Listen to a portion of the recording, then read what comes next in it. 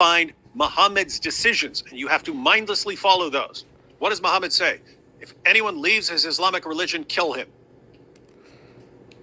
Where are you getting this has to go through the courts? And so, where are you getting that from? That claim?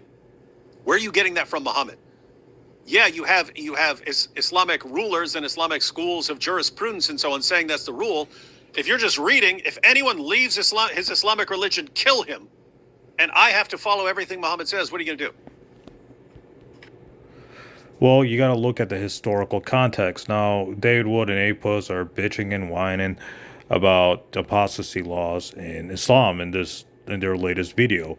Now, it's true that according to Islam, the law of apostasy is, or if anybody, now what David Wood is saying is true, that there is hadith where the Prophet Muhammad said that if anyone leaves his Islamic religion, kill him, or if anybody leaves the Muslim community, kill him. That's true. That's found in Sahih Bukhari, Muslim, Abu Dawood, all the authentic hadith. But what David Wood doesn't, what these critics don't understand, is that there is a historical context to those hadith, right? There's a historical context to it, just like there's a historical context to the Bible, the wars described in the Bible. Like if you read the Old Testament, there's reasons why Moses waged war.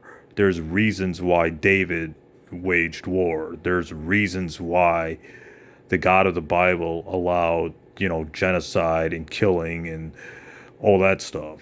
There's a historical context behind, the wars and found in the book of Deuteronomy, the book of Numbers.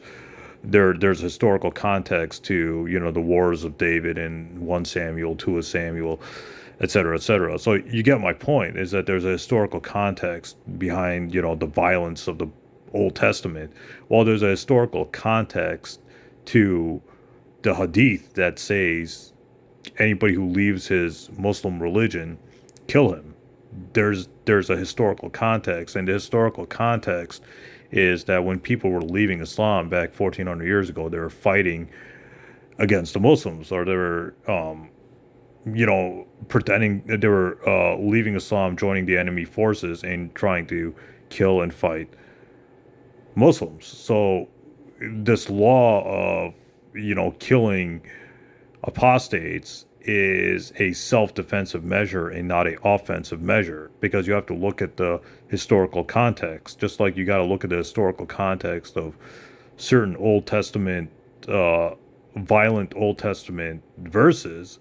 Well, you got to look at the context of these hadith. These hadith are talking about the reason why these hadith are saying, are allowing, killing of apostates, is because it was a self-defensive measure back in 1400 years ago.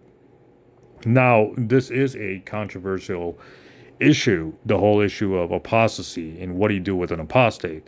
Well, all you got to do is go to the Quran. Nowhere in the Quran does it say kill anybody who leaves his Muslim religion, kill anybody who leaves Islam and converts to Judaism, Christianity. Nowhere in the Quran does it say that, to kill apostates. Apostasy is mentioned many times in the Quran, and nowhere is there a punishment prescribed for apostasy. So we get our rulings, as Muslims, we get our rulings from the Quran. When it comes to hadith, we have to look at the historical context behind why those hadith were said to begin with. Because if you take things out of context, you can prove whatever the hell you want, and that's not really fair. It's not fair to the Bible. It's not fair to the hadith.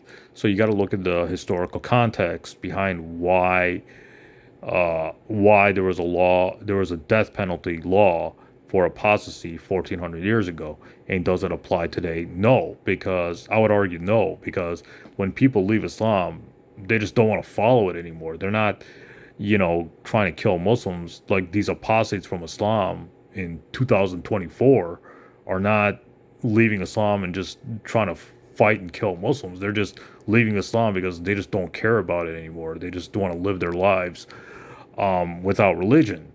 So, they're not physically harming Muslims. So there's no point in going after them because they just want to leave Islam and live their life. So there's no point in going after them. There's no point in doing vigilante justice with them because they're just trying to live their life free of religion or free of Islam. So, they're just trying to get away from that and just live normal lives. So, so things have changed 1400 years ago, but David Wood has always wants to just blame Islam for everything. And that's the wrong way to cut it. If we do that with Islam, we can do that with the Bible, right? I can take things out of context and say, well, the Bible allows death for apostates in the book of Deuteronomy. The Bible allows death for blasphemers in the book of Leviticus. So if you want to play that game with Islam, we can play that game with the Bible, and we're just not going to get anywhere. So my point is, you always got to consider the historical context behind certain Quranic verses and certain hadith. And the historical context for those hadith are that the apostates were leaving Islam and physically attacking and killing Muslims. So that's why Prophet Muhammad said kill apostates from Islam, because those apostates back 1400 years ago were a physical danger to the early Muslims. Apostates today are not a danger to anybody. They're just want to leave Islam and live a normal, peaceful life. And that's fine. That's between them and, God. But no Muslim has the right to go around killing apostates in America or Europe.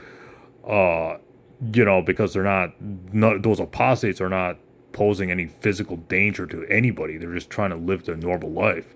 And Islam has a rule in the Quran, chapter 2, verse 190, fight those who fight you, but don't transgress the limits. So if you're killing apostates, peaceful apostates in 2024, you're transgressing the limits, and the Quran is saying don't transgress limits. So the Quran, chapter 2, verse 190, no, this is not abrogated, so don't give me that, it's abrogated crap. No, the Quran, chapter 2, verse 190 still stands that, it's always a self-defensive measure. If somebody attacks you, you can defend yourself according to the Quran, and that's reasonable, right? Like, we don't have this turn the other cheek stuff in Islam, even though that is a good teaching, but it's okay to defend yourself, and that's what the Quran is saying. It's okay to defend yourself, etc. So that's the historical context behind those hadith, which David Wood fails to understand. So I just want to put this out here that I don't support the killing of apostates in 2024, and neither should any Muslim. If some Muslim wants to leave Islam, that's fine. Uh, you know, um, and there's no prescribed punishment for it. But this is a longer topic on apostasy, etc. And I read many articles about how there's examples from not only the Prophet Muhammad, but people like Umar ibn Khattab, the first three generations of Muslims, where people would leave Islam and there would be no punishment for them. They would just leave Islam. There's a story where, a bunch of Muslims like left Islam and became Christians in Iraq, and the caliph didn't have them punished. Uh, so there's a lot of stories, even from the early Muslims, that people left Islam and nothing happened to them. There was no death penalty prescribed to them. So David Wood is wrong on his analysis of apostasy or his commentary on apostasy in Islam. He's wrong on that, or he's not looking at the historical context. He just the hadith he's saying is correct. It is authentic, but he's not presenting, or he's not saying the historical context behind that hadith. And if you pull things out of context, you can prove whatever you want, and that's not really fair. And David Wood needs to look at the historical context. But anyways, I've been rambling on too long. This is just my 2 cents on apostasy and Islam. Stay tuned, more videos coming up ahead.